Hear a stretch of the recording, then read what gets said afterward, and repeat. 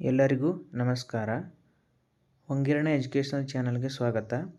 ನಾವಿಂದಿನ ತರಗತಿಯಲ್ಲಿ 8ನೆಯ ತರಗತಿಯ ಸಮಾಜ ವಿಜ್ಞಾನ ವಿಷಯಕ್ಕೆ ಸಂಬಂಧಪಟ್ಟ ಹಾಗೆ ಮುಂಬರುವಂತಹ GPSTR HSTR ಪರೀಕ್ಷೆಗಳಿಗೆ ಉಪಯುಕ್ತವಾಗುವ ರೀತಿಯಲ್ಲಿ ನಾವು ಕೆಲವು ಮಾದರಿಯ ಪ್ರಶ್ನೆಗಳ ಬಗ್ಗೆ ನಾವಿವತ್ತು ಅಧ್ಯಯನವನ್ನು ಮಾಡೋಣ.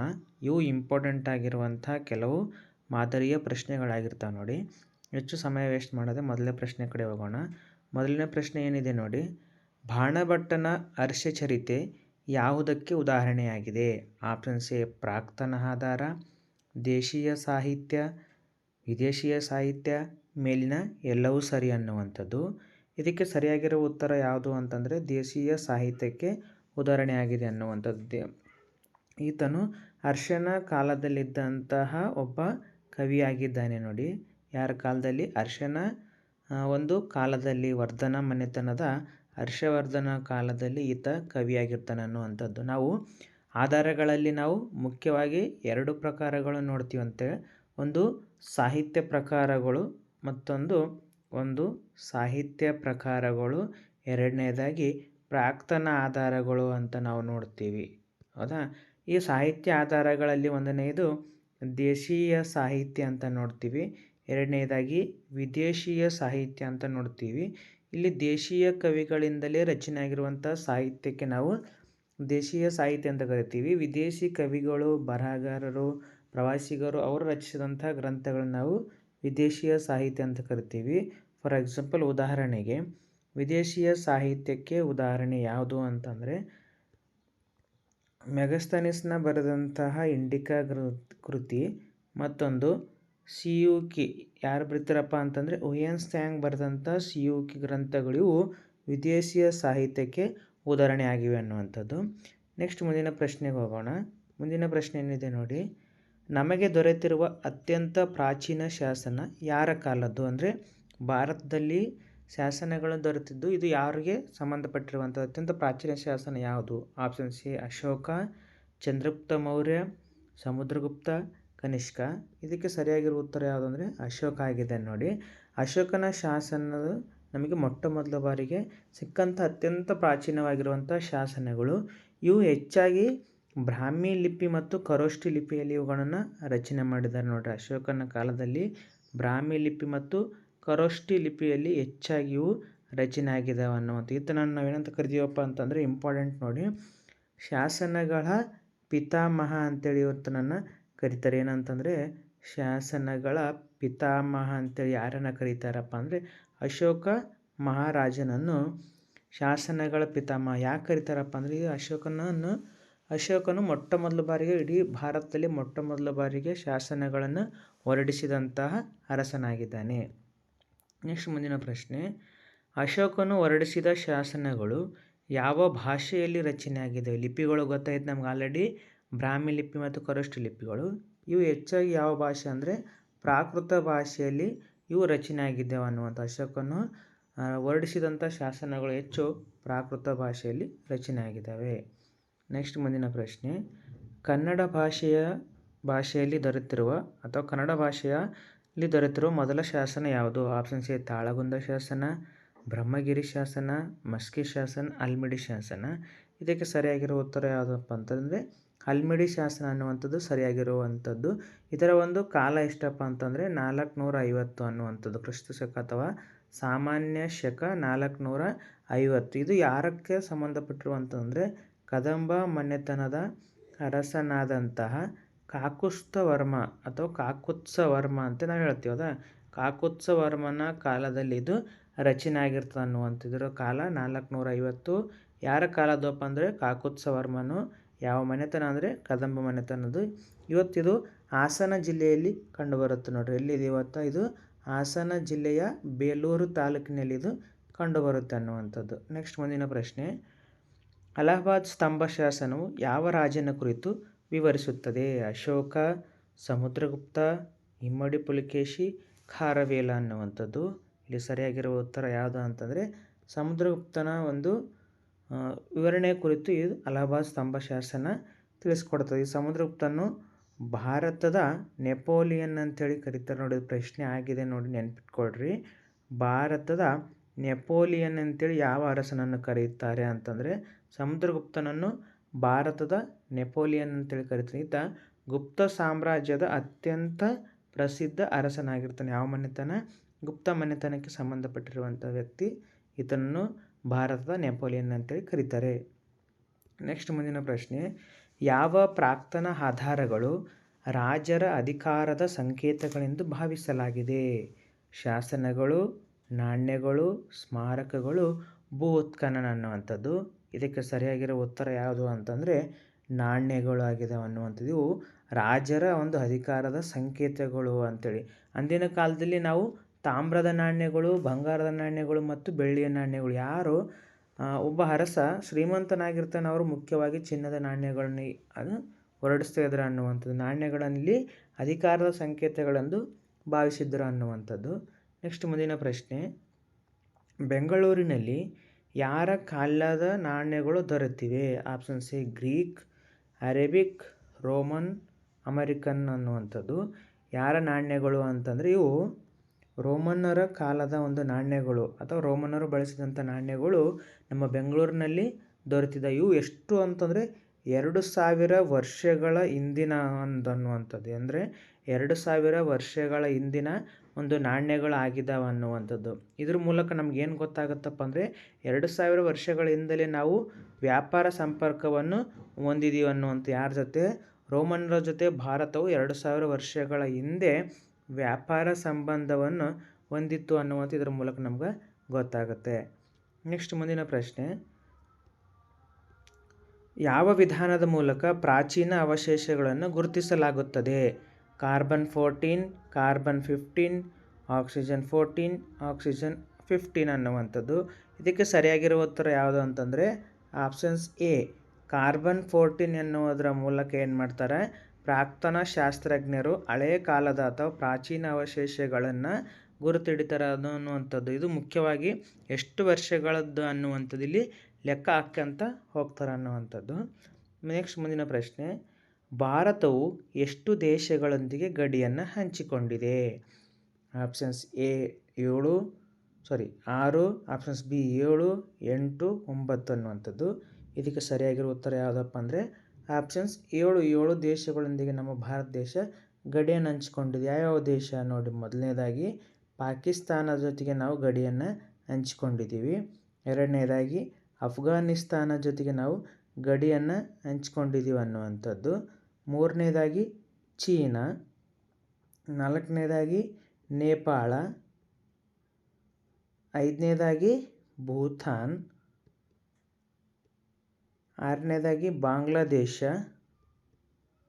ಏಳನೇದಾಗಿ ಮಯನ್ಮಾರ್ ಅನ್ನುವಂಥದ್ದು. ಒಟ್ಟು 7 ದೇಶಗಳೊಂದಿಗೆ ನಾವು ಗಡಿಯನ್ನು ಹಂಚಿಕೊಂಡಿದ್ದೀವಿ ಅನ್ನುವಂಥ. ಚೀನಾ ದೇಶದೊಂದಿಗೆ ನಾವು ಅತಿ ಹೆಚ್ಚು ಗಡಿ ಉದ್ದವನ್ನು ಹೊಂದಿದ್ದೀವಿ ಅನ್ನುವಂಥದ್ದು. 7 ದೇಶಗಳೊಂದಿಗೆ ಇಲ್ಲಿ ಗಡಿಯನ್ನು ಹಂಚಿಕೊಂಡಿದ್ದೀವಿ. ನೆಕ್ಸ್ಟ್ ಮುಂದಿನ ದೇಶ, ನಮ್ಮ ಭಾರತ ದೇಶ ಒಂದು ಡ್ಯಾಶ್ ದ್ವೀಪವಾಗಿದೆ. ಪರ್ಯಾಯ ದ್ವೀಪಗಳ ದ್ವೀಪ, ವಿಶಿಷ್ಟ ದ್ವೀಪ, ಮೇಲಿನ ಎಲ್ಲವೂ ಸರಿ ಅನ್ನುವಂಥದ್ದು. ಇಲ್ಲಿ ಸರಿಯಾಗಿರೋ ಉತ್ತರ ಯಾವುದಂದರೆ ಪರ್ಯಾಯ ದ್ವೀಪ. ಯಾಕೆ ಅಂತಂದರೆ ನಮ್ಮ ಭಾರತ ದೇಶ ಏನಾಗಿದೆಯಪ್ಪ ಅಂತಂದರೆ 3 ಕಡೆಗಳಲ್ಲಿ ನಾವು ನೀರಿನಿಂದ ಕೂಡಿದ್ದು, ಒಂದು ಕಡೆ ಏನಾಗಿದೆ ಭೂಭಾಗ. ಅದು ಎಲ್ಲಿ ಅಂತಂದರೆ ಇಲ್ಲಿ ಈ ಭಾಗ, ಮತ್ತು ಈ 3 ಭಾಗಗಳಲ್ಲಿ ನಾವು ನೀರಿನಿಂದ ಕೂಡಿದ್ದು. ಉತ್ತರ ಭಾಗದಲ್ಲಿ ನಾವೇನು ಮಾಡ್ತೀವಿ? ಭೂಮಿಯಿಂದ ಕೂಡಿರೋದ್ರಿಂದ ಅಥವಾ ಭೂಭಾಗದಿಂದ ಕೂಡಿರೋದ್ರಿಂದ ಇದನ್ನು ಪರ್ಯಾಯ ದ್ವೀಪ ಅಂತೇಳಿ ಇಲ್ಲಿ ಕರೀತಾರೆ ನೋಡಿ. ನೆಕ್ಸ್ಟ್ ಮುಂದಿನ ಪ್ರಶ್ನೆ, ಜಗತ್ತಿನಲ್ಲಿ ಅತ್ಯಂತ ಎತ್ತರವಾದ ಶಿಖರಗಳನ್ನು ಒಳಗೊಂಡಿರುವಂಥ ಪರ್ವತ ಶ್ರೇಣಿಗಳು ಯಾವುವು? ಆಪ್ಷನ್ಸ್ ಎ ಆ್ಯಂಡೀಸ್ ಪರ್ವತ, ಹಿಮಾಲಯ ಪರ್ವತ, ಆಲ್ಪ್ಸ್ ಪರ್ವತ ಶ್ರೇಣಿ, ರಾಕಿ ಪರ್ವತ ಶ್ರೇಣಿ. ಇಲ್ಲಿ ಸರಿಯಾಗಿರೋ ಉತ್ತರ ಯಾವುದು ಅಂತಂದರೆ ಆಪ್ಷನ್ಸ್ ಬಿ ಹಿಮಾಲಯ ಪರ್ವತ ಸರಣಿಗಳಲ್ಲಿ ಜಗತ್ತಿನಲ್ಲಿ ಅತ್ಯಂತ ಎತ್ತರವಾದ ಪರ್ವತ ಶಿಖರಗಳನ್ನ ನಾವು ನೋಡ್ತೀವಿ ಅನ್ನುವಂಥದ್ದು. ಫಾರ್ ಎಕ್ಸಾಂಪಲ್ ಯಾವುದಪ್ಪ ಅಂತಂದರೆ ಮೌಂಟ್ ಎವರೆಸ್ಟ್ ಅಂತ ನಾವು ನೋಡ್ತೀವಿ. ಯಾವುದದು? Mount Everest. ಇದು ಯಾವ ದೇಶದಲ್ಲಿ ಕಂಡುಬರುತ್ತೆ ಅಂತಂದರೆ ಇದು ನೇಪಾಳ ದೇಶದಲ್ಲಿ ಇದು ಕಂಡುಬರುತ್ತೆ ನೋಡ್ರಿ. ಇದರ ಒಂದು ಎತ್ತರ ಎಷ್ಟಪ್ಪ ಅಂದರೆ 8850 ಮೀಟರ್ ಅಂತಿದೆ. ಮತ್ತೊಂದು ಕಡೆ 8848 ಕೂಡ ಇದೆ ನೋಡಿ. ನೆಕ್ಸ್ಟ್ ಮುಂದಿನ ಪ್ರಶ್ನೆ, ಯಾವ ಕಣಿವೆ ಮಾರ್ಗಗಳ ಮೂಲಕ ಭಾರತದ ಮೇಲೆ ದಾಳಿಗಳು ಸಂಭವಿಸಿವೆ? ಆಪ್ಷನ್ಸ್ ಎ ರೋಹ್ಟಂಗ್ ಕಣಿವೆ, ಶಿಪ್ಕಿಲಾ ಕಣಿವೆ, ಖೈಬರ್ ಮತ್ತು ಬೋಲಾನ್ ಕಣಿವೆ, ಜೋಜಿಲಾ ಕಣಿವೆಗಳ ಮೂಲಕ. ಅಂದರೆ ಪ್ರಾಚೀನ ಭಾರತದಲ್ಲಿ ಯಾವ ಕಣಿವೆಗಳ ಮೂಲಕ ದಾಳಿಗಳು ಸಂಭವಿಸಿವೆ ಅಂತಂದರೆ ಇಲ್ಲಿ ಸರಿಯಾಗಿರೋ ಉತ್ತರ ಆಪ್ಷನ್ಸ್ ಸಿ, ಖೈಬರ್ ಮತ್ತು ಬೋಲಾನ್ ಕಣಿವೆ. ಯಾವ ಒಂದು ದಿಕ್ಕಿನಲ್ಲಿ ಇವು ಕಂಡು ಬರ್ತಾವಪ್ಪ ಅಂತಂದರೆ ವಾಯುವ್ಯ ದಿಕ್ಕಿನಲ್ಲಿ. ಈ ಭಾಗದಲ್ಲಿ ನಮಗೆ ಹೆಚ್ಚಾಗಿ ದಾಳಿಗಳು ಭಾರತದ ಮೇಲೆ ಆಗಿದೆ ಅನ್ನುವಂಥ. ಅಫ್ಘಾನಿಸ್ತಾನದ ಮೂಲಕ ನಮಗೆ ವಾಯುವ್ಯ ದಿಕ್ಕಿನ ಮೂಲಕ ನಮ್ಮ ಭಾರತದ ಮೇಲೆ ದಾಳಿಗಳು ಸಂಭವಿಸಿವೆ ನೋಡಿ. ನೆಕ್ಸ್ಟ್ ಮುಂದಿನ ಪ್ರಶ್ನೆ, ಯಾವ ನದಿಯು ಭಾರತವನ್ನು 2 ಭಾಗಗಳನ್ನಾಗಿ ವಿಂಗಡಿಸುತ್ತದೆ? ಮಹಾನದಿ, ಗೋದಾವರಿ, ಗಂಗಾ ನದಿ, ನರ್ಮದಾ ನದಿ. ಇಲ್ಲಿ ಸರಿಯಾಗಿರೋ ಉತ್ತರ ಯಾವುದಂದರೆ ಆಪ್ಷನ್ಸ್ ಡಿ, ನರ್ಮದಾ ನದಿ ಏನು ಮಾಡುತ್ತೆ, ಭಾರತವನ್ನು 2 ಭಾಗವಾಗಿ ವಿಂಗಡಿಸುತ್ತೆ. ಎಲ್ಲಿ ಅಂತಂದರೆ ಭಾರತದಲ್ಲಿ ನಾವು ಎಲ್ಲಿ ಕಂಡು ಬರ್ತದೆ, ಮುಖ್ಯವಾಗಿದ್ದು ಮಧ್ಯಪ್ರದೇಶದ ಭಾಗಗಳಲ್ಲಿ ನಾವು ಹೆಚ್ಚಾಗಿ ಇದನ್ನು ಕಾಣ್ತೀವಿ ಅನ್ನುವಂಥದ್ದು. ಈ ಭಾಗದಲ್ಲಿ ನರ್ಮದಾ ನದಿ ಏನು ಮಾಡುತ್ತೆ, ಹರಿಯುತ್ತೆ. ಇದು ಮುಖ್ಯ ಉತ್ತರ ಮತ್ತು ದಕ್ಷಿಣ ಭಾರತ. ಅದರ ಜೊತೆಗೆ ಇಲ್ಲಿ ಮಾಳ್ವಾ ಪ್ರಸ್ಥಭೂಮಿ ಮತ್ತು ದಕ್ಕನ್ ಪ್ರಸ್ಥಭೂಮಿ ನಾವಿಲ್ಲಿ ಕಾಣ್ತೀವಿ ನೋಡಿ. ನೆಕ್ಸ್ಟ್ ಮುಂದಿನ ಪ್ರಶ್ನೆ, ಭಾರತದ ಕರಾವಳಿ ವಿಸ್ತಾರ ಡ್ಯಾಶ್ವರೆಗೆ ಹಬ್ಬಿದೆ? 5800 ಕಿಲೋಮೀಟರ್, 7200, 6100, 4400 ಕಿಲೋಮೀಟರ್. ಇಲ್ಲಿ ಸರಿಯಾಗಿರೋ ಉತ್ತರ ಯಾವುದಂದರೆ 6100 ಕಿಲೋಮೀಟರ್ನಲ್ಲಿ ಸರಿಯಾಗಿರುವಂಥ ಒಂದು ಉತ್ತರ ಆಗಿದೆ ನೋಡಿ. ಭಾರತದ ಒಂದು ಒಟ್ಟು ವಿಸ್ತೀರ್ಣ ಎಷ್ಟು ಅದರದ್ದು ಕರಾವಳಿ ಅಂತಂದರೆ 6100 ಅನ್ನುವಂಥದ್ದು ಇಲ್ಲಿ ಸರಿಯಾಗಿರುವಂಥ ಉತ್ತರ ಆಗಿದೆ. ನೆಕ್ಸ್ಟ್ ಮುಂದಿನ ಪ್ರಶ್ನೆಗೆ ಹೋಗೋಣ. ರೇವು ಪಟ್ಟಣಗಳ ಅಭಿವೃದ್ಧಿಯಿಂದ ಯಾವ ರಾಜ್ಯಗಳ ಉದಯಕ್ಕೆ ಕಾರಣವಾಯಿತು? ಆಪ್ಷನ್ಸ್ ಎ, ಪಲ್ಲವರು, ಕದಂಬರು, ಪಾಂಡ್ಯ, ಚೇರ, ಚೋಳ, ಶಾತವಾಹನ. ಇಲ್ಲಿ ಸರಿಯಾಗಿರುವ ಉತ್ತರ ಯಾವುದು ಅಂತಂದರೆ ಆಪ್ಷನ್ಸ್ ಸಿ ಅನ್ನುವಂಥದ್ದು ಇಲ್ಲಿ ಸರಿಯಾಗಿರುವಂಥ ಒಂದು ಉತ್ತರ. ಪಾಂಡ್ಯ ಮತ್ತು ಚೇರರ ಒಂದು ಯಾವ ರೀತಿ ಉದಯಿತಪ್ಪ, ರೇವ ಪಟ್ಟಣಗಳು. ಅಂದರೆ ಭಾರತದ ಒಂದು ಈ ದಕ್ಷಿಣ ಭಾರತದಲ್ಲಿ ನಾವೇನು ಮಾಡ್ತೀವಪ್ಪ ಅಂದರೆ ವ್ಯಾಪಾರ ಸಂಪರ್ಕ, ಸಮುದ್ರದ ಮೂಲಕ ವ್ಯಾಪಾರ ಮಾಡೋದರಿಂದ ಇಲ್ಲಿ ಅನೇಕ ರೇವು ಪಟ್ಟಣಗಳು ಅಭಿವೃದ್ಧಿ. ಇದರಿಂದ ಅನೇಕ ಒಂದು ಮನೆತನಗಳು ಹುಟ್ಕೊಂಡು ಯಾವಪ್ಪ ಅಂದರೆ ಪಾಂಡ್ಯರು, ಚೇರರು, ಚೋಳರು ಅನ್ನುವಂಥದ್ದು. ನೆಕ್ಸ್ಟ್ ಮುಂದಿನ ಪ್ರಶ್ನೆ, ಮಾನವ ಲೇಖನ ಕಲೆಯನ್ನು ಕಂಡುಹಿಡಿಯೋದಕ್ಕಿಂತ ಮೊದಲಿನ ಕಾಲವನ್ನು ಏನೆನ್ನುವರು? ಆಪ್ಷನ್ಸ್ ಎ, ಪ್ರಾಗೈತಿಹಾಸ ಕಾಲ, ಪೂರ್ವಭಾವಿ ಇತಿಹಾಸ ಕಾಲ, ಇತಿಹಾಸ ಕಾಲ. ಮೇಲಿನ ಎಲ್ಲವೂ ಸರಿ. ಇಲ್ಲಿ ಸರಿಯಾಗಿರೋ ಉತ್ತರ ಯಾವುದಂದರೆ ಆಪ್ಷನ್ಸ್ ಎ, ಪ್ರಾಗೈತಿಹಾಸ ಕಾಲ. ಇಲ್ಲಿ ಲೇಖನ ಕಲೆ ಅಂದರೆ ಅಕ್ಷರನೇ ಏನಾಗಿರಲಿಲ್ಲ, ಇಲ್ಲಿ ಗೊತ್ತಿರಲಿಲ್ಲ. ಅಕ್ಷರ ಕಲೆ ಗೊತ್ತಿರಲಿಲ್ಲ. ಅಕ್ಷರ ಗೊತ್ತಿದ್ದು ಅವುಗಳು ನಮ್ಗೆ ಇವತ್ತು ಓದಲಿಕ್ಕೆ ಸಾಧ್ಯ ಇಲ್ಲ. ಅಕ್ಷರಗಳು ಓದಲಿಕ್ಕೆ ಸಾಧ್ಯ ಇಲ್ಲ. ಇವತ್ತು ಅಕ್ಷರಗಳು ಗೊತ್ತಿದ್ದು ನಮಗೆ ಓದೋಕ್ಕೆ ಸಾಧ್ಯ ಇತ್ತು ಅಂದರೆ ಅದನ್ನು ನಾವು ಇತಿಹಾಸ ಕಾಲ ಅಂತ ಕರಿತೀವಿ. ಅಕ್ಷರಗಳು ಇದ್ದು ಓದಲಿಕ್ಕೆ ಸಾಧ್ಯ ಇಲ್ಲ, ಅದು ಪ್ರಾಗೈತಿಹಾಸ ಕಾಲ. ಅಕ್ಷರಗಳು ಗೊತ್ತಿದ್ದು ಓದಲಿಕ್ಕೆ ಸಾಧ್ಯ ಆಗ್ತಿಲ್ಲ, ಅದು ಪೂರ್ವಭಾವಿ ಇತಿಹಾಸ ಕಾಲ. ಅಕ್ಷರಗಳು ಗೊತ್ತಿದ್ದು ಅಥವಾ ಲೇಖನ ಕಲೆ ಗೊತ್ತಿದ್ದು ಅದರಿಂದ ನಾವು ಓದಲಿಕ್ಕೆ ಸಾಧ್ಯ ಆಗಿತ್ತಪ್ಪ ಅದನ್ನು ನಾವು ಇತಿಹಾಸ ಕಾಲ ಅಂತೇಳಿ ನಾವಿಲ್ಲಿ ಕರಿತೀವಿ ನೋಡಿ. ನೆಕ್ಸ್ಟ್ ಮುಂದಿನ ಪ್ರಶ್ನೆ, ಭಾರತದ ಯಾವ ಸ್ಥಳಗಳಲ್ಲಿ ಬೂದಿಯ ಕುರುಹುಗಳು ದೊರೆತಿವೆ? ಆಪ್ಷನ್ಸ್ ಎ, ಕರ್ನೂಲಿನ ಗವಿಗಳು, ಭೀಂಬೆಟ್ಕ, ಹುಣಸಗಿ, ಸಂಗನಕಲ್ಲು. ಇಲ್ಲಿ ಸರಿಯಾದ ಉತ್ತರ ಯಾವುದಪ್ಪ ಅಂತಂದರೆ ಕರ್ನೂಲಿನ ಗವಿಗಳು ಇಲ್ಲಿ ಸರಿಯಾಗಿರುವಂಥ ಉತ್ತರ. ಆಪ್ಷನ್ಸ್ ಎ ಅನ್ನುವಂಥದ್ದು ಇಂದು ಆಂಧ್ರ ಪ್ರದೇಶ ರಾಜ್ಯದಲ್ಲಿ ಕಂಡುಬರುತ್ತೆ ನೋಡಿ. ನೆಕ್ಸ್ಟ್ ಮುಂದಿನ ಪ್ರಶ್ನೆ, ಮಧ್ಯಶಿಲಾಯುಗದ ಪರಿಕರಗಳನ್ನು ಏನೆಂದು ಕರೆಯುತ್ತಾರೆ? ಆಪ್ಷನ್ಸ್ ಎ, ಸೂಕ್ಷ್ಮ ಶಿಲಾಯುಧ, ನವಶಿಲಾಯುಧ, ಕಬ್ಬಿಣ ಶಿಲಾಯುಧ. ಮೇಲಿನ ಎಲ್ಲವೂ ಸರಿ ಅನ್ನುವಂಥದ್ದು. ಇದಕ್ಕೆ ಸರಿಯಾಗಿರೋ ಉತ್ತರ ಯಾವುದಂದರೆ ಸೂಕ್ಷ್ಮ ಶಿಲಾಯುಧ ಅಂತೇಳಿ ಇಲ್ಲಿ ಕರೀತಾರೆ. ಯಾಕೆ ಕರೀತಾರಪ್ಪ ಅಂತಂದರೆ ಇಲ್ಲಿ ಸೂಕ್ಷ್ಮ ಶಿಲಾಯುಗದಲ್ಲಿ ಅನೇಕ ಜನರು ಏನು ಮಾಡ್ತಾರೆ, ಅವರು ಸಣ್ಣ ಸಣ್ಣ ಆಯುಧಗಳನ್ನಾಗಿ ಇವುಗಳಲ್ಲಿ ರಚನೆ ಮಾಡ್ತಾರೆ ಅನ್ನುವಂಥದ್ದು. ಮುಂದಿನ ಪ್ರಶ್ನೆ, ಮಾನವನ ಹಳೆ ಶಿಲಾಯುಗದ ಹಂತಗಳನ್ನು ಎಷ್ಟು ವಿಧಗಳಾಗಿ ವಿಂಗಡಿಸಲಾಗಿದೆ? 6, 4, 3, 2. ಇದಕ್ಕೆ ಸರಿಯಾಗಿರೋ ಉತ್ತರ ಯಾವುದಂದರೆ 3 ಅನ್ನುವಂಥದ್ದು ಇಲ್ಲಿ ಸರಿಯಾಗಿರುವಂಥ ಒಂದು ಉತ್ತರ ಆಗಿದೆ ನೋಡಿ. ಯಾವಪ್ಪ ಅಂತಂದರೆ ಹಳೆ ಶಿಲಾಯುಗದಲ್ಲೇ 3 ವಿಧಗಳನ್ನು ಅಥವಾ 3 ಹಂತಗಳನ್ನ ನಾವು ನೋಡ್ತೀವಿ. ಯಾವುದಪ್ಪ ಅಂದರೆ ಒಂದು ಆದಿ ಹಳೆ ಶಿಲಾಯುಗ, ಮತ್ತೊಂದು ಮಧ್ಯ ಹಳೆ ಶಿಲಾಯುಗ, ಇನ್ನೊಂದು ಅಂತ್ಯ ಹಳೆ ಶಿಲಾಯುಗ ಅಂತೇಳಿ 3 ಹಂತದ ಒಂದು ಹಳೆ ಶಿಲಾಯುಗದ ಹಂತಗಳನ್ನು ಅಥವಾ ವಿಧಗಳನ್ನು ನಾವು ನೋಡ್ತೀವಿ. ಆದಿ ಹಳೆ ಶಿಲಾಯುಗ, ಮಧ್ಯ ಹಳೆ ಶಿಲಾಯುಗ, ಅಂತ್ಯ ಹಳೆ ಶಿಲಾಯುಗ. ಮುಂದಿನ ಪ್ರಶ್ನೆ, ಭಾರತದ ಪ್ರಾಚೀನ ನಾಗರಿಕತೆಯನ್ನು ಹರಪ್ಪ ನಾಗರಿಕತೆ ಎಂದು ಘೋಷಿಸಿದವರು ಯಾರು? R D Banerji, John Marshall, Alexander Hamilton, colonel Mackenzie. ಇಲ್ಲಿ ಸರಿಯಾಗಿರೋ ಉತ್ತರ ಯಾವುದಪ್ಪ ಅಂತಂದರೆ ಜಾನ್ ಮಾರ್ಷಲ್. ಆಪ್ಷನ್ಸ್ ಬಿ ಇಲ್ಲಿ ಸರಿಯಾಗಿರುವಂಥ ಉತ್ತರ. 1924ರಲ್ಲಿ ಈತ ಏನಾಗಿರ್ತಾನಪ್ಪ ಅಂದರೆ ಭಾರತದ ಪುರಾತತ್ವ ಇಲಾಖೆಯ ಅಧಿಕಾರಿಯಾಗಿರ್ತಾನೆ. ಏನಾಗಿರ್ತಾನೆ ಈತ? ಭಾರತದ ಪುರಾತತ್ವ ಇಲಾಖೆಯ ಒಂದು ಅಧಿಕಾರಿಯಾಗಿದ್ದಾಗ ಭಾರತದಲ್ಲಿ ದೊರೆತಿರುವಂಥ ಎಲ್ಲ ನಾಗರಿಕತೆಗಳನ್ನು ನೋಡಿ ಇದನ್ನು ಹರಪ್ಪ ನಾಗರಿಕತೆ ಅಂತೇಳಿ ಘೋಷಣೆ ಮಾಡ್ತಾರೆ. ಯಾರು ಮೊಟ್ಟ ಮೊದಲಿಗೆ ಯಾರಂದರೆ ಜಾನ್ ಮಾರ್ಷಲ್ರವರು. ಮುಂದಿನ ಪ್ರಶ್ನೆ, ಹರಪ್ಪ ನಾಗರಿಕತೆಯ ಅವಧಿಯನ್ನು ಡ್ಯಾಶ್ ಯುಗವೆಂತಲೂ ಕರೆಯಲಾಗಿದೆ. ಇದನ್ನು ಯಾವ ಯುಗ ಅಂತ ಕರೀತಾರಪ್ಪ ಅಂದರೆ ತಾಮ್ರ, ಕಂಚಿನ, ಹಳೆ ಶಿಲಾಯುಗ, ಸುವರ್ಣ ಯುಗ ಅಂತೇಳಿ. ಇಲ್ಲಿ ಸರಿಯಾಗಿರುವಂಥ ಉತ್ತರ ಯಾವುದಂದರೆ ಕಂಚಿನ ಯುಗ. ಅಲ್ಲಿ ಆಪ್ಷನ್ಸ್ ಬಿ ಸರಿಯಾಗಿರುವಂಥ ಉತ್ತರ ಆಗಿದೆ ನೋಡಿ. ಕಂಚಿನ ಯುಗ ಅಂತೇಳಿ ಹರಪ್ಪ ನಾಗರಿಕತೆಯನ್ನು ಕರೀತಾರೆ ಅನ್ನುವಂಥದ್ದು. ಮುಂದಿನ ಪ್ರಶ್ನೆ, ಹರಪ್ಪದಲ್ಲಿ ಮೊಟ್ಟ ಮೊದಲ ಬಾರಿಗೆ ಪುರಾತತ್ವ ಅವಶೇಷಗಳನ್ನು ಹುಡುಕಿದವರು ಯಾರು? Options A R D Banerjee, Dayaram Sahni, John Marshall. ಮೇಲಿನ ಎಲ್ಲವೂ ಸರಿ ಅನ್ನುವಂಥದ್ದು.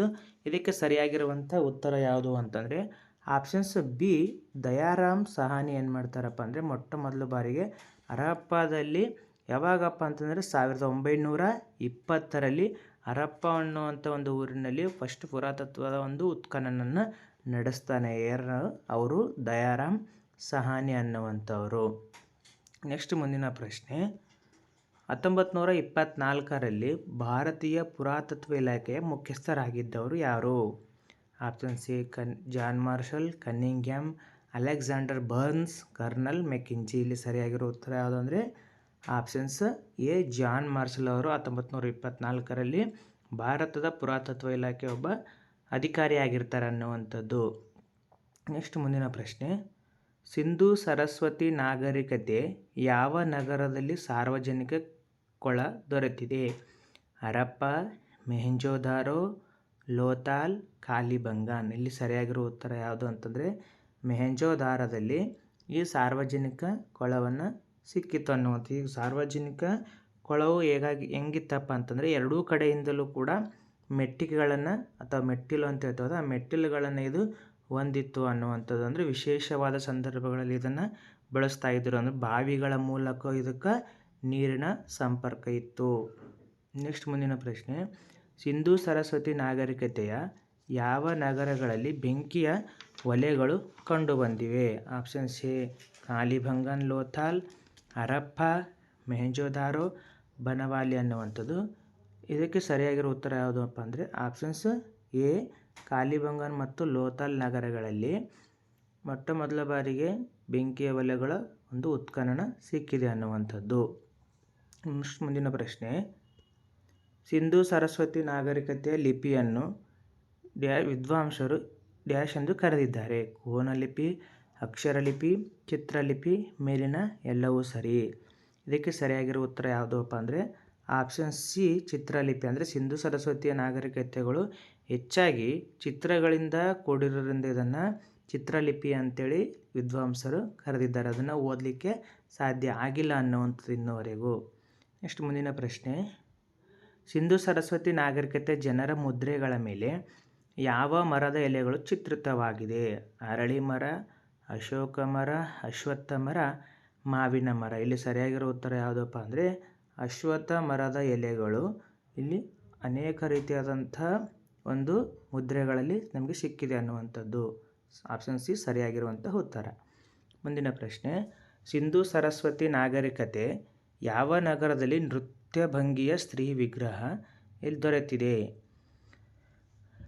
Options A Harappa, Mohenjodaro, Lothal, Banawali. ಇಲ್ಲಿ ಸರಿಯಾಗಿರೋ ಉತ್ತರ ಯಾವುದಪ್ಪ ಅಂತಂದರೆ ಮೊಹೆಂಜೊದಾರೋದಲ್ಲಿ ಸ್ತ್ರೀಯ ಒಂದು ನೃತ್ಯ ಭಂಗಿಯ ಒಂದು ವಿಗ್ರಹ ನಮಗೆ ದೊರೆತಿದೆ ಅನ್ನುವಂಥದ್ದು. ನೆಕ್ಸ್ಟ್ ಮುಂದಿನ ಪ್ರಶ್ನೆ, ಸಿಂಧೂ ಸರಸ್ವತಿ ನಾಗರಿಕತೆ ಯಾವ ನಗರದಲ್ಲಿ ಶಿವಲಿಂಗ ದೊರೆತಿದೆ? ಕಾಲಿಬಂಗನ್, ಹರಪ್ಪ, ಬನವಾಲಿ, ಲೋಥಾಲ್ ಅನ್ನುವಂಥದ್ದು. ಇಲ್ಲಿ ಸರಿಯಾಗಿರೋ ಉತ್ತರ ಯಾವುದಂದರೆ ಇದು ಕಾಲಿಬಂಗನ್ನಲ್ಲಿ. ಸರಿಯಾಗಿರೋ ಉತ್ತರ ಆಪ್ಷನ್ ಸಿ ಕಾಲಿಬಂಗನ್ನಲ್ಲಿ ಶಿವಲಿಂಗದ ಒಂದು ವಿಗ್ರಹ ದೊರೆತಿದೆ. ನೆಕ್ಸ್ಟ್ ಮುಂದಿನ ಪ್ರಶ್ನೆ, ಸಿಂಧೂ ಸರಸ್ವತಿ ನಾಗರಿಕತೆಯ ಯಾವ ನಗರವು ಸಮುದ್ರ ವಾಣಿಜ್ಯದ ಒಂದು ಪ್ರಮುಖ ಕೇಂದ್ರವಾಗಿತ್ತು? ಬನವಾಲಿ, ಹರಪ್ಪ, ಲೋಥಾಲ್, ಕಾಲಿಬಂಗನ್. ಇಲ್ಲಿ ಸರಿಯಾಗಿರುವ ಉತ್ತರ ಯಾವುದಪ್ಪ ಅಂತಂದರೆ ಆಪ್ಷನ್ ಸಿ ಇಲ್ಲಿ ಸರಿಯಾಗಿರುವಂಥ ಒಂದು ಉತ್ತರ. ಇದು ಒಂದು ಹಡಗು ನಿಲ್ಲುವ ಒಂದು ತಾಣ ಆಗಿತ್ತು. ಹಡಗು ಅಂದರೆ ವಿದೇಶಿಯರಿಗೆ ಸಮುದ್ರಯಾನದ ಮೂಲಕ ವ್ಯಾಪಾರವನ್ನು ಮಾಡಿ ಹಡಗುಗಳು ನಿಲ್ಲುವಂಥ ಒಂದು ಸ್ಥಳ ಆಗಿತ್ತು ಅನ್ನುವಂಥ ಸಮುದ್ರದ ಮಾರ್ಗದ ಒಂದು ಪ್ರಮುಖ ಕೇಂದ್ರ ಯಾವುದಂದರೆ ಅದು ಲೋಥಾಲ್ ಅನ್ನುವಂಥದ್ದು. ಪ್ರಶ್ನೆ ಈ ರೀತಿ ಕೂಡ ಕೇಳ್ಬೋದು, ಹಡಗು ನಿಲ್ಲುವಂಥ ಸ್ಥಳ ಇರುವಂಥದ್ದು ಎಲ್ಲಿ ಅಂದರೆ ಅದು ಲೋಥಾಲಲ್ಲಿ. ನೆಕ್ಸ್ಟ್ ಮುಂದಿನ ಪ್ರಶ್ನೆ, ಸಿಂಧೂ ಸರಸ್ವತಿ ನಾಗರಿಕತೆ ಯಾವ ನಗರದಲ್ಲಿ ಮಳೆಯ ನೀರನ್ನು ಅತ್ಯಂತ ಯುಕ್ತವಾಗಿ ಸಂಗ್ರಹಿಸುವ ವ್ಯವಸ್ಥೆ ಇದ್ದಿತ್ತು? ಹರಪ್ಪ, ಧೋಲವೀರ, ಕಾಲಿಬಂಗನ್, ಲೋಥಾಲ್. ಇಲ್ಲಿ ಸರಿಯಾಗಿರೋ ಉತ್ತರ ಯಾವುದಂದರೆ ಧೋಲವೀರದಲ್ಲಿ ಮಳೆಯ ನೀರನ್ನು ಚೆನ್ನಾಗಿ ಬಳಕೆ ಮಾಡುವಂಥ ಮಳೆ ನೀರು ಕೊಯ್ಲಿನ ಒಂದು ಉಪಯೋಗ ಯಾರಿಗೆ ಗೊತ್ತಿಪ್ಪ ಅಂದರೆ ಅದು ಧೋಲವೀರದಲ್ಲಿನ ಜನರಿಗೆ ಅಲ್ಲಿ ಅದರ ಒಂದು ಕುರುಹುಗಳು ಸಿಕ್ಕಿದಾವೆ ಅನ್ನುವಂಥದ್ದು. ನೆಕ್ಸ್ಟ್ ಮುಂದಿನ ಪ್ರಶ್ನೆ, ವೇದಗಳ ಕಾಲದ ನಾಗರಿಕತೆಯ ಅವಧಿ ಏನು? ಸಾಮಾನ್ಯ ಶಕ 1600ರಿಂದ ಸಾಮಾನ್ಯ ಶಕ 1000, ಸಾಮಾನ್ಯ ಶಕ ಪೂರ್ವ 1500ರಿಂದ ಸಾಮಾನ್ಯ ಶಕ ಪೂರ್ವ 800, ಸಾಮಾನ್ಯ ಶಕ ಪೂರ್ವ 1500ರಿಂದ ಸಾಮಾನ್ಯ ಶಕ ಪೂರ್ವ 700, ಸಾಮಾನ್ಯ ಶಕ ಪೂರ್ವ 1600ರಿಂದ ಸಾಮಾನ್ಯ ಶಕ ಪೂರ್ವ 700. ಇಲ್ಲಿ ಸರಿಯಾಗಿರೋ ಉತ್ತರ ಯಾವುದಪ್ಪ ಅಂತಂದರೆ ಆಪ್ಷನ್ ಸಿ ಅನ್ನುವಂಥದ್ದು. ಸಾಮಾನ್ಯ ಶಕ ಪೂರ್ವ 1500ರಿಂದ ಸಾಮಾನ್ಯ ಶಕ 700ರವರೆಗಿನ ಕಾಲವನ್ನು ನಾವು ವೇದಗಳ ಕಾಲದ ನಾಗರಿಕತೆ ಅಂತೇಳಿ ವಿದ್ವಾಂಸರು ಗುರುತಿಸಿದ್ದಾರೆ ನೋಡಿ. ನೆಕ್ಸ್ಟ್ ಮುಂದಿನ ಪ್ರಶ್ನೆ, ವೇದ ಎಂಬ ಪದ ಯಾವ ಪದದಿಂದ ಉತ್ಪತ್ತಿಯಾಗಿದೆ? ಜ್ಞಾನ, ವಿದ್, ವೇದ, ಅರಿವು ಅನ್ನುವಂಥದ್ದು. ಇಲ್ಲಿ ಸರಿಯಾಗಿರುವ ಉತ್ತರ ಯಾವುದಪ್ಪ ಅಂದರೆ ವಿದ್ ಎನ್ನುವಂಥ ಪದದಿಂದ ವೇದ ಅನ್ನುವಂಥ ಪದ ಹುಟ್ಟಿಕೊಂಡಿದ್ದು ಸಂಸ್ಕೃತದ ಒಂದು ಪದ ಆಗಿದೆ ನೋಡಿ. ಸಂಸ್ಕೃತ ಭಾಷೆಯ ಒಂದು ಪದ. ಇದರ ಅರ್ಥ ಏನು ಅಂತಂದರೆ ಜ್ಞಾನ ಅಂತೇಳಿ ಇದರ ಅರ್ಥವನ್ನು ಕೊಡುತ್ತೆ. ಅಂದರೆ ವಿದ್ ಪದದ ಅರ್ಥ ಜ್ಞಾನ ಅನ್ನುವಂಥದ್ದು ಆಗಿದೆ. ನೆಕ್ಸ್ಟ್ ಮುಂದಿನ ಪ್ರಶ್ನೆ, ಋಗ್ವೇದದಲ್ಲಿ ಎಷ್ಟು ಸ್ತೋತ್ರ ಮತ್ತು ಮಂಡಲಗಳಿವೆ? 1038 ಸ್ತೋತ್ರ ಮತ್ತು 10 ಮಂಡಲಗಳು, 1028 ಸ್ತೋತ್ರ ಮತ್ತು 10 ಮಂಡಲಗಳು, 1034 ಸ್ತೋತ್ರ ಮತ್ತು 12 ಮಂಡಲಗಳು, 1040 ಸ್ತೋತ್ರ ಮತ್ತು 14 ಮಂಡಲಗಳು. ಇದಕ್ಕೆ ಸರಿಯಾಗಿರುವ ಉತ್ತರ ಯಾವುದಪ್ಪ ಅಂತಂದರೆ ಆಪ್ಷನ್ಸ್ ಬಿ 1028 ಸ್ತೋತ್ರ ಮತ್ತು 10 ಮಂಡಲಗಳು ನಾವು ಈ ಋಗ್ವೇದದಲ್ಲಿ ಕಾಣ್ತೀವಿ ಅನ್ನುವಂಥದ್ದು. ನೆಕ್ಸ್ಟ್ ಮುಂದಿನ ಪ್ರಶ್ನೆ, ಯಾವ ವೇದವು ದೇವತೆಗಳ ಆರಾಧನೆಗೆ ಮೀಸಲಾಗಿತ್ತು? ಋಗ್ವೇದ, ಸಾಮವೇದ, ಅಥರ್ವಣ ವೇದ, ಯಜುರ್ವೇದ ಅನ್ನುವಂಥ. ಇಲ್ಲಿ ಸರಿಯಾಗಿರೋ ಉತ್ತರ ಯಾವುದಪ್ಪ ಅಂತಂದರೆ ಆಪ್ಷನ್ಸ್ ಎ ಅನ್ನುವಂಥದ್ದು ಇದಕ್ಕೆ ಸರಿಯಾಗಿರುವಂಥ ಉತ್ತರ. ಸಾಮವೇದ ಇದು ಸಂಗೀತಕ್ಕೆ ಮೀಸಲಾಗಿರುವಂಥ ಒಂದು ವೇದ ಆಗಿತ್ತು. ಯಜುರ್ವೇದ ಅನ್ನುವಂಥದ್ದು ಯಜ್ಞಗಳಿಗೆ ಇದು ಮೀಸಲಾಗಿರುವಂಥದ್ದು. ನೆಕ್ಸ್ಟ್ ಮುಂದಿನ ಪ್ರಶ್ನೆ, ಸ್ತೋತ್ರಗಳನ್ನು ಪಠಿಸುವವನನ್ನು ಏನೆಂದು ಕರೆಯುತ್ತಿದ್ದರು? ಪುರೋಹಿತ, ರಾಜನ್, ಹೋತ್ರಿ, ಪಂಡಿತ. ಇಲ್ಲಿ ಸರಿಯಾಗಿರೋ ಉತ್ತರ ಯಾವುದಂದರೆ ಹೋತ್ರಿ ಅನ್ನುವಂಥ ಆಪ್ಷನ್ ಸಿ ಹೋತ್ರಿ ಅಂತೇಳಿ ಕರಿತಾ ಇದ್ದರು. ಸ್ತೋತ್ರಗಳನ್ನು ಪಠಿಸುವಂಥವನು 1028 ಸ್ತೋತ್ರ ಮತ್ತು ಅನೇಕ ಸ್ತೋತ್ರಗಳನ್ನು ಓದುವಂಥವನಿಗೆ ಹೋತ್ರಿ ಅಂತೇಳಿ ಇಲ್ಲಿ ಕರಿತಾ ಇದ್ದರು. ನೆಕ್ಸ್ಟ್ ಮುಂದಿನ ಪ್ರಶ್ನೆ, ಋಗ್ವೇದದ ಎಷ್ಟನೇ ಮಂಡಲದಲ್ಲಿ ಪುರುಷ ಸೂಕ್ತದ ವರ್ಣ ವ್ಯವಸ್ಥೆ ಬಗ್ಗೆ ಉಲ್ಲೇಖಿಸಲಾಗಿದೆ? ಆಪ್ಷನ್ ಸಿ 5, 9, 10, 6 ಅನ್ನುವಂಥದ್ದು. ಇದಕ್ಕೆ ಸರಿಯಾಗಿರೋ ಉತ್ತರ ಯಾವುದು ಅಂತಂದರೆ ಆಪ್ಷನ್ಸ್ ಸಿ ಅನ್ನುವಂಥದ್ದು. ಇಲ್ಲಿ 10ನೇ ಮಂಡಲದಲ್ಲಿ ಪುರುಷ ಸೂಕ್ತದಲ್ಲಿ ವರ್ಣ ವ್ಯವಸ್ಥೆಯ ಬಗ್ಗೆ ಅಂದರೆ 4 ವರ್ಣಗಳನ್ನು ನಾವಿಲ್ಲಿ ನೋಡ್ತೀವಿ. ಯಾವ್ಯಾವ ವರ್ಣಗಳು ಅಂದರೆ ಬ್ರಾಹ್ಮಣ, ಕ್ಷತ್ರಿಯ, ವೈಶ್ಯ, ಶೂದ್ರ ಅನ್ನುವಂಥ ಈ 4 ವರ್ಣಗಳ ವ್ಯವಸ್ಥೆಯನ್ನು ಎಲ್ಲಿ ಉಲ್ಲೇಖ ಮಾಡಿದಾರಪ್ಪ ಅಂತಂದರೆ ಪುರುಷ ಸೂಕ್ತದಲ್ಲಿ. ಅದು ಎಷ್ಟನೇ ಮಂಡಲ ಅಂದರೆ 10ನೇ ಮಂಡಲದಲ್ಲಿ ಈ 4 ಬ್ರಾಹ್ಮಣ, ಕ್ಷತ್ರಿಯ, ವೈಶ್ಯ, ಶೂದ್ರ 4 ವರ್ಣ ವ್ಯವಸ್ಥೆಯ ಬಗ್ಗೆ ಉಲ್ಲೇಖವನ್ನು ಮಾಡಲಾಗಿದೆ. ನೆಕ್ಸ್ಟ್ ಮುಂದಿನ ಪ್ರಶ್ನೆ, ಲೋಥಾಲ್ ಇಂದು ಯಾವ ರಾಜ್ಯದಲ್ಲಿ ಕಂಡುಬರುತ್ತೆ? ಅಂದರೆ ಹರಪ್ಪ ನಾಗರಿಕತೆಯ ಹಡಗುಗಳು ನಿಲ್ಲುವಂಥ ಸ್ಥಳವಾಗಿದ್ದಂಥ ಲೋಥಲ್ ಎಂದು ಯಾವ ರಾಜ್ಯದಲ್ಲಿ ಕಂಡುಬರುತ್ತೆ? Option C Rajasthan, Punjab, Gujarat, Maharashtra. ಇಲ್ಲಿ ಸರಿಯಾಗಿರೋ ಉತ್ತರ ಯಾವುದಪ್ಪ ಅಂತಂದರೆ ಆಪ್ಷನ್ಸ್ ಸಿ ಅನ್ನುವಂಥದ್ದು ಗುಜರಾತ್ ರಾಜ್ಯದಲ್ಲಿ ಲೋಥಲ್ ಅನ್ನುವಂಥದ್ದು ಕಂಡುಬರುತ್ತೆ. ಈ ರಾಜ್ಯದಲ್ಲಿ ನಾವು ಲೋಥಲ್ ಅನ್ನುವಂಥದ್ದು ನಾವು ಕಾಣ್ತೀವಿ ಅನ್ನುವಂಥ ಈ ಭಾಗದಲ್ಲಿ ನಾವು. ನೆಕ್ಸ್ಟ್ ಮುಂದಿನ ಪ್ರಶ್ನೆ, ಸಿಂಧೂ ಸರಸ್ವತಿ ನಾಗರಿಕತೆಯ ಜನರು ಯಾವ ಪ್ರಾಣಿಯನ್ನು ಪೂಜಿಸುತ್ತಿದ್ದರು? ಎತ್ತು, ಕುರಿ, ಕುದುರೆ, ಎಮ್ಮೆ. ಆಪ್ಷನ್ಸ್ ಎ ಇಲ್ಲಿ ಸರಿಯಾಗಿರುವಂಥ ಒಂದು ಉತ್ತರ ಆಗಿದೆ ನೋಡಿ. ಯಾವ ಪ್ರಾಣಿ ಅಂದರೆ ಎತ್ತು ಅನ್ನುವಂಥ, ಅಥವಾ ನಾವು ಡುಬ್ಬದ ಗೂಳಿ ಅಂತೇಳಿ ಇದನ್ನು ಕರೀತಾರೆ ಕೆಲವು ಕಡೆ, ಡುಬ್ಬದ ಗೂಳಿ ಅಂತೇಳಿ. ಮತ್ತು ಪಶುಪತಿ ಅಂತೇಳಿ ಕೂಡ ಇದನ್ನು ಕರೀತಾರೆ ನೋಡಿ.